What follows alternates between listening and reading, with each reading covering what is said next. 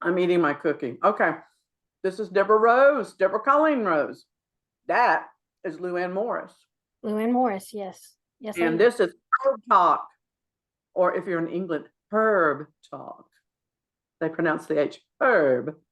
And this is sponsored by Herbal Lu Apothecary or Herbal Lu Apothecary, depending on your type of English.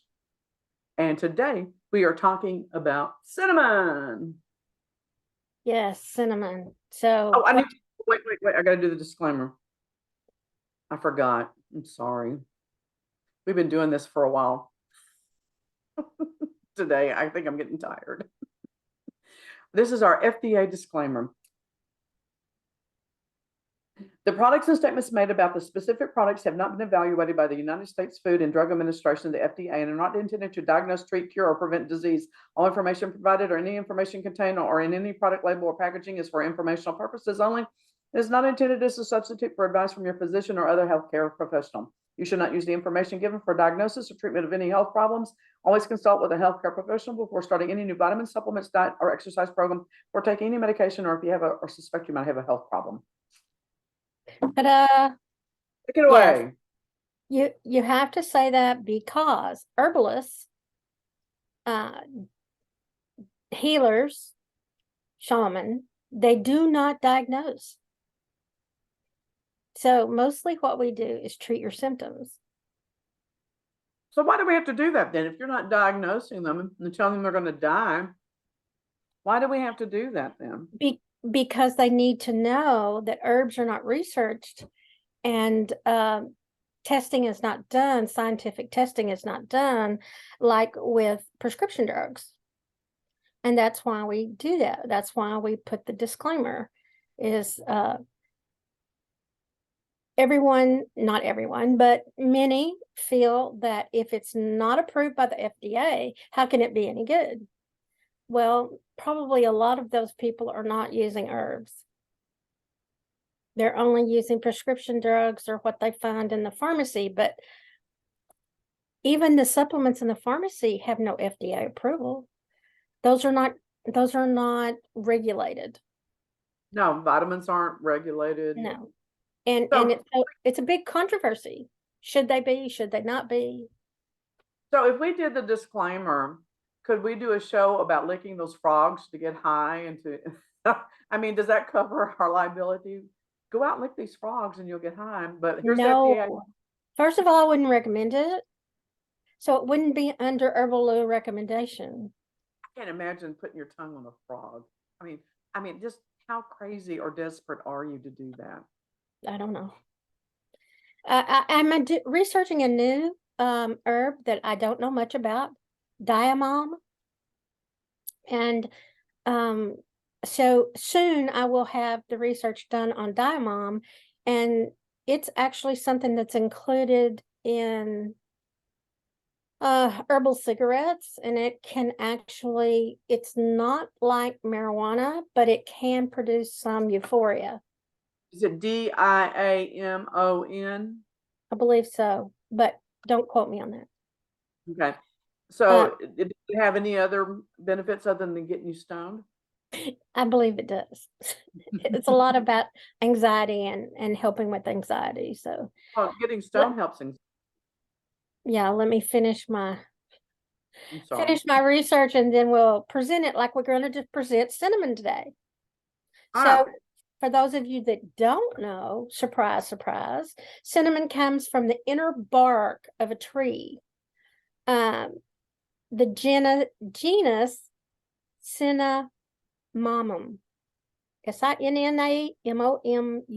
Cinnamomum. Burnum is the true cinnamon species. And there's also cassia, which comes from Indonesia or Japan. China. So the cassia, that's about 70% of the world's supply of cinnamon. Do they have to kill the tree? Do they have to kill the tree? Do they have to kill the tree? No, it does not kill the tree. Okay. No, they actually collect it at certain times of the year, and they can rotate trees, and no. It does not kill the tree. So it is replenishable and sustainable in that manner. But I believe the tree, I don't think I wrote this down, but I believe the tree has to be 2 years mature before they start that. So, yes, there are other cinnamons, such as Ceylon, Ceylon, and that comes from Sri Lanka. And then there's one called true cinnamon. And then there's one called Mexican cinnamon. That's a different species. There's one from Indonesia, Burmami, one from Vietnam, and one from China. So there are 6 or 7 different species of cinnamon. Do they have the same qualities as far as healing qualities? No, they do not. As a matter of fact, one of the things about cinnamon is that if you take more, let's see, it's safe to take like 0.1 milligrams per kilogram of body weight. That's not pounds, that's kilogram. So in the, huh? We're doing math again. I'm so not good at that. So in America, 0.05 milligrams per pound of body weight. You cannot take more than that in one day. Well, I wish I had a scale here because 0.05 milligrams is quite a bit. Is it really? Yeah, because shredded or powdered cinnamon doesn't weigh a lot. Oh, yeah. Okay, that makes sense. So if you're just sprinkling on your food, you're probably not going to reach the maximum. You know, or if you're using it to taste, if you're using it for cinnamon toast, there's no way that you're going to meet the maximum. To meet the maximum, you're probably using it as a supplement in a capsule. So, one of the things I did find out in my research is that the coumarin is one of the naturally occurring compounds in cinnamon. And if you take anything for blood thinners, this compound, coumarin, can affect that. And it actually can increase the bleeding times. Oh. Blood thinners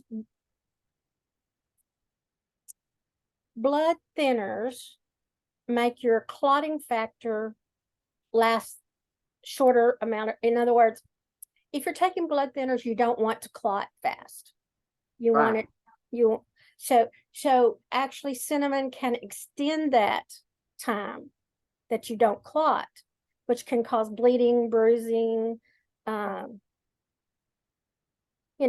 damage. It can cause liver damage. It's also, high doses of cinnamon have also been linked to impaired cognitive development. Really? And this is anything over 0.05 milligrams per pound of weight.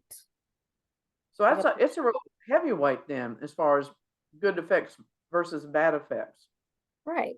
But if you use it accordingly and you're just using it,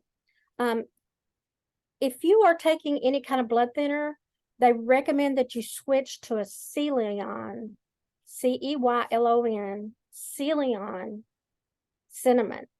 And so that would be from Sri Lanka.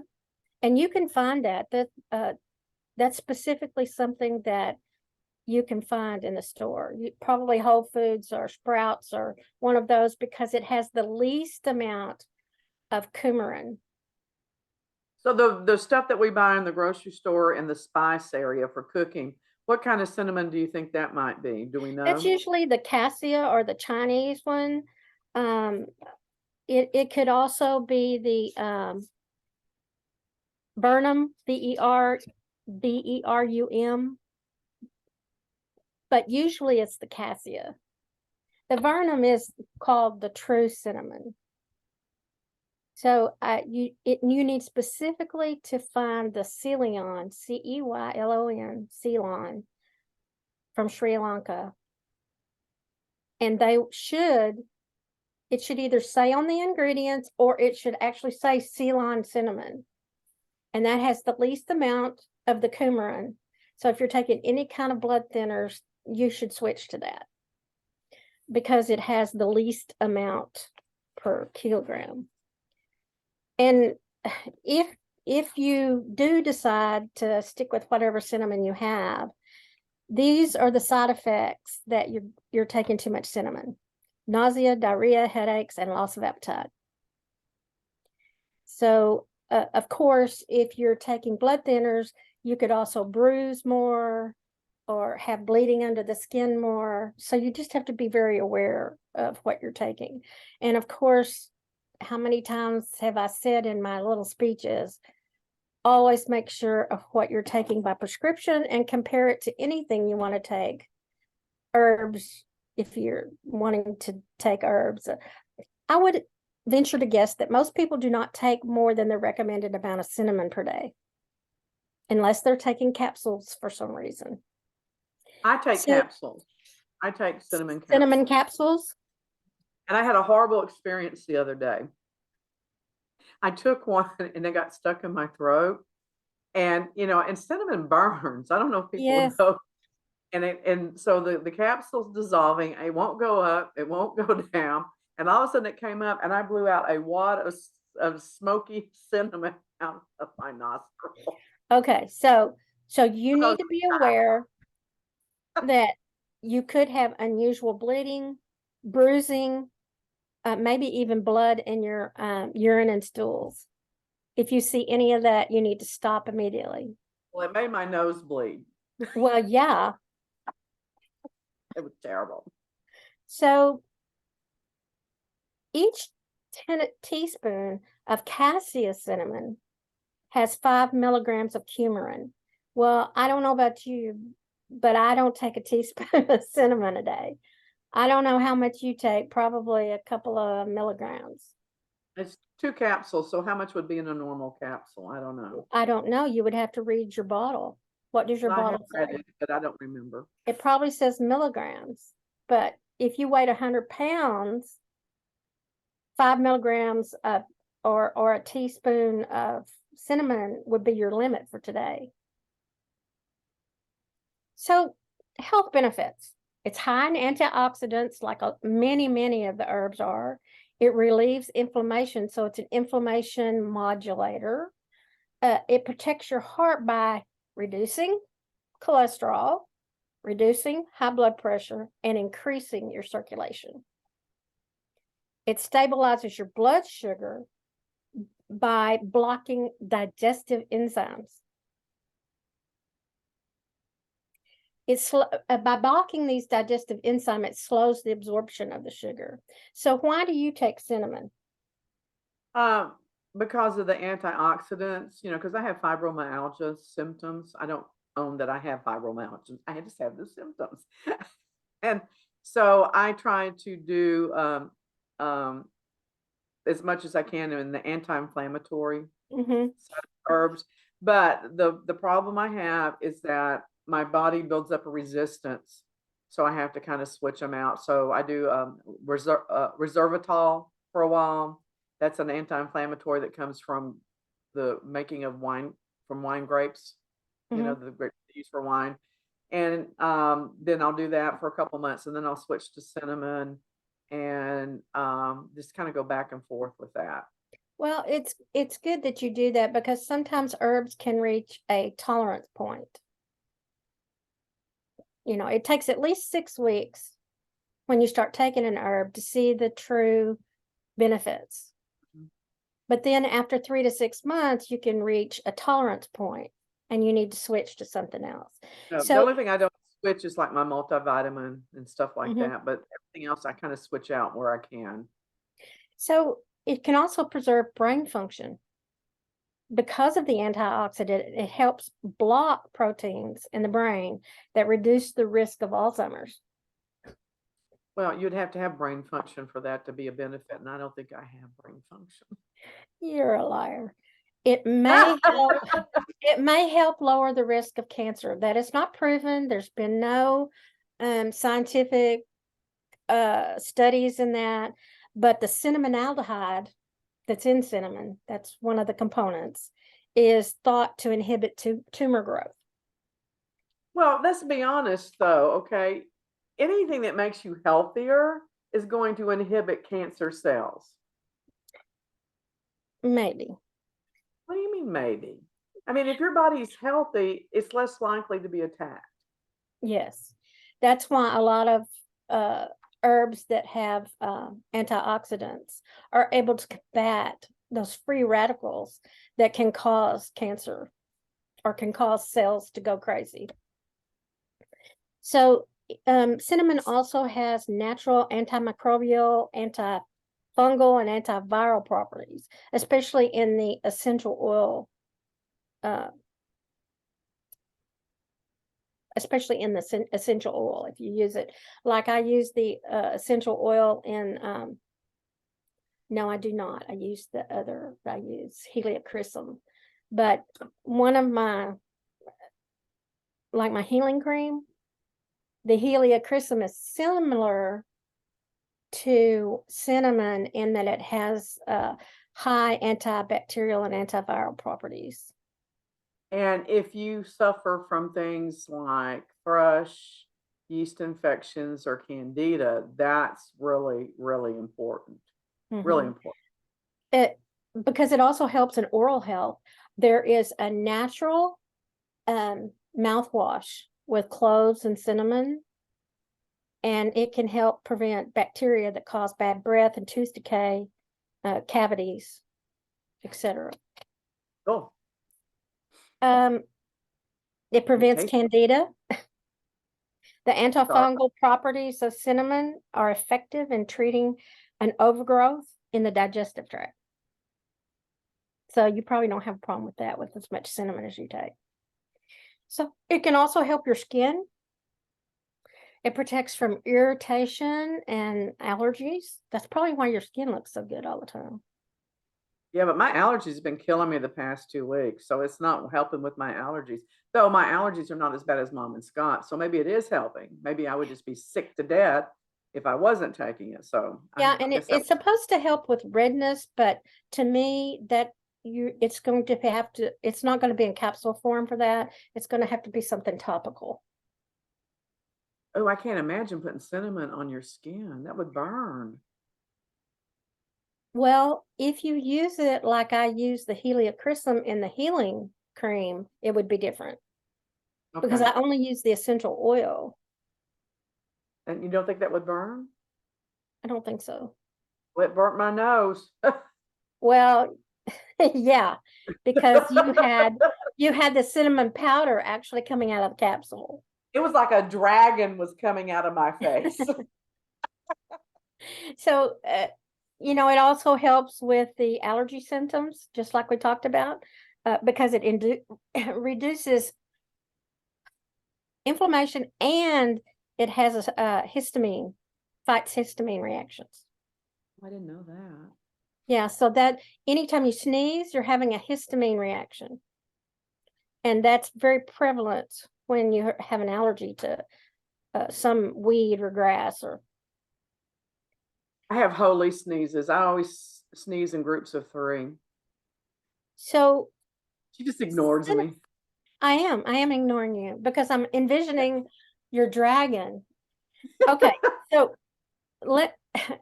did you have any sweet taste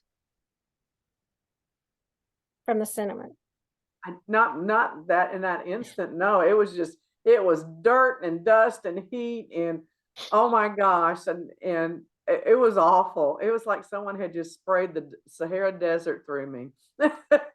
So it's said that if you add cinnamon, especially like cookies and cakes and things, it can actually produce a sweet taste in there.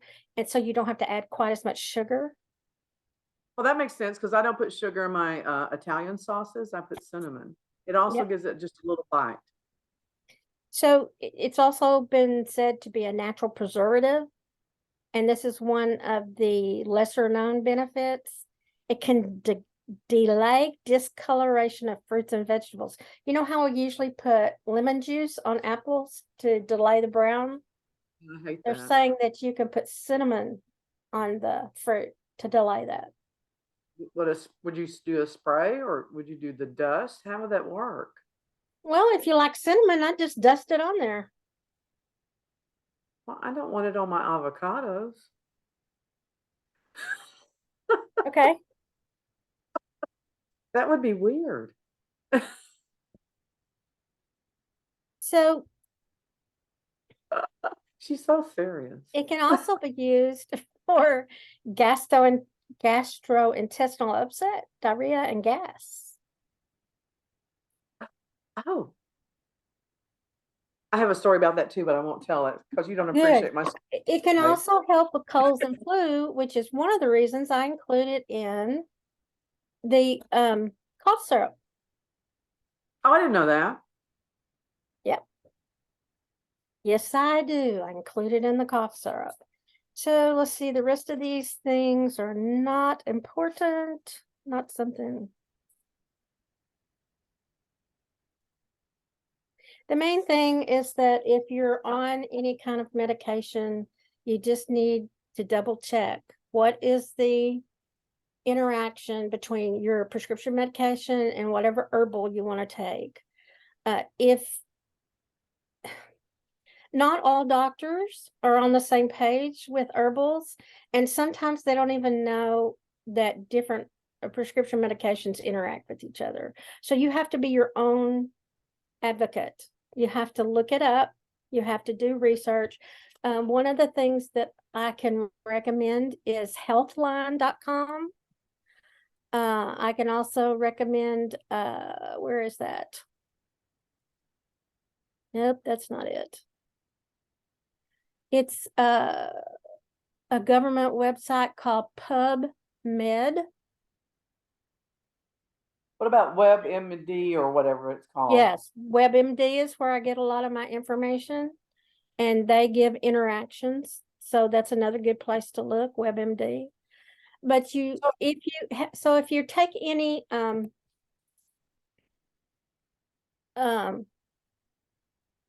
yeah. Okay, but based on what you're saying and what we've talked about in the past and stuff, we really don't get a lot of health benefits from herbs just putting them in our food. Um, but it seems like if you do teas, you get more benefit from the herbs because they steep in hot water. You're getting the essential oils. You're also getting a higher concentration of it and stuff like that. But it makes me wonder how much we're really getting from that even because you're talking about these huge doses of milligrams that Yes. have to be in. So That's why if you're trying to get a specific constituent or chemical from a plant, you really need the capsules in milligrams so you know how much you're taking. The other thing is that in teas, you really, most teas say steep for 3 minutes and be done. Well, it depends. If I put turmeric in my tea, which is the root of the turmeric is what you use, and if I just slice a little piece off, I put that in the hot water for 10 minutes before I add my tea, because you've really got to steep that root for a long time for it to pull the organic compounds out. well, that makes sense because like when you're using dried mushrooms, you have to soak them in hot water for 10 minutes to restore them, you know? And that's just so you can cut them up and they're edible. So it would make sense that you would have to steep these things 10 minutes or more to get the compounds out of them. Yes, you do. And so it's not just, if I was saying prepare tea, I would say something like, put your tea, steep your tea for 3 minutes and then it's good. But if you need to pull chemical compounds out of root, it's at least 10 minutes. Okay, so let me ask you this then. If I like do a tea of herbs and I steep them for 10 minutes, uh, then the tea is going to be cold. If I put it in the microwave to heat it back up, is that going to hurt the compounds? It depends on the compound. Sometimes it could, but if you put a saucer over the top of your, if you're using a mug that's going to help keep the heat in, and you put a saucer over the top of it, you're probably not going to lose as much heat as you think you will. Okay. That's good So, to know. but that's the best way to steep it. Really use a mug that retains the heat, put a saucer over the top of it. And at the end of the time, you either can pour it off and filter out any plant materials and add your, I use a tea called Constant Comment because I like the orange cinnamon flavor of it. But there's not enough, but the turmeric itself that I use to combat my fibromyalgia pain, that's what I use the turmeric for. I guess I need to look at adding that to my regime. All right, tell people how they can get a hold of you to ask questions or get your products, or she will even custom make things if you ask her. So I have a web page, herballu.com. It's HERBAL-LU.com. Or you can email me at herballu1105@gmail.com. That's HERBALLU1105@gmail.com. I got one last question before we go. Is there an herb out there that will make people laugh? No. Ah, damn it. All right. Thank you. And say goodbye to everybody. Bye now. See you next Y'all time. soon.